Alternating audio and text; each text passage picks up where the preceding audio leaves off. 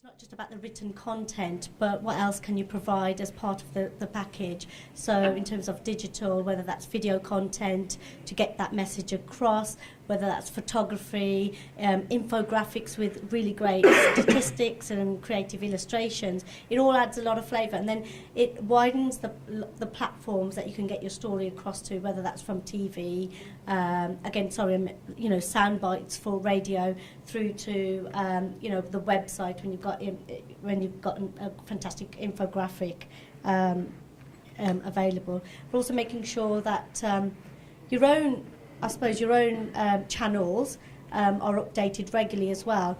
When we use the media, for example, you're targeting a large audience, the public, you won't necessarily have control of that message. Whereas if you've got making sure your own platforms, your own social media, your own website and digital is regularly updated, has current news and information, that's really, really important, because it may be the media may not be interested in your specific story right now, but they might be interested in it a bit later on and they want to know more about you. So current news on your own channels is important. But remember, you have control of that. Yes, the audience might be smaller, but you've got control of exactly what message is going out about your organisation.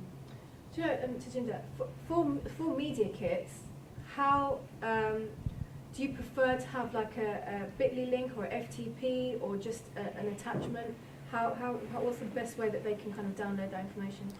I think you mentioned one page of information is fine. I think with TV, for example, having video, having pictures attached, which Nikki and I have both done in the past and stuff that's gone online, to have that attached. Video is great, but it needs to be of a certain quality.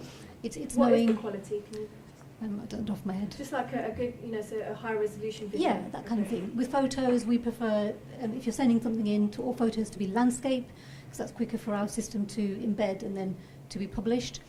Do they, just as this is going, yeah. Do they need to be at least kind of 300 dpi resolution and clean and labelled? Yeah, I mean, and they have to be credited. I mean, the higher the quality, the better.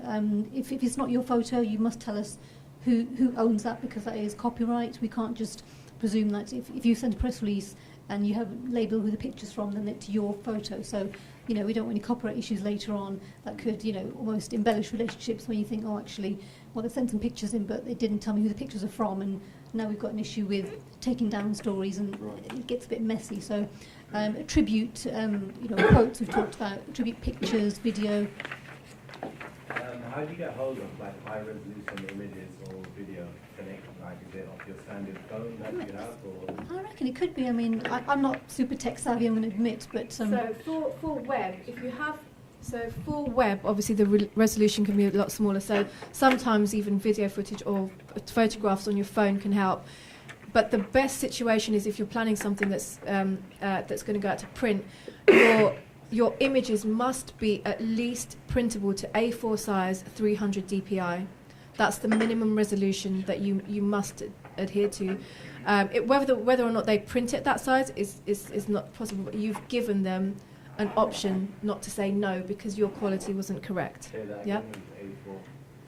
Yeah. So yeah, A4 size, 300 dpi, and colour. If they print it in black and white, that's their option, but you must present in colour.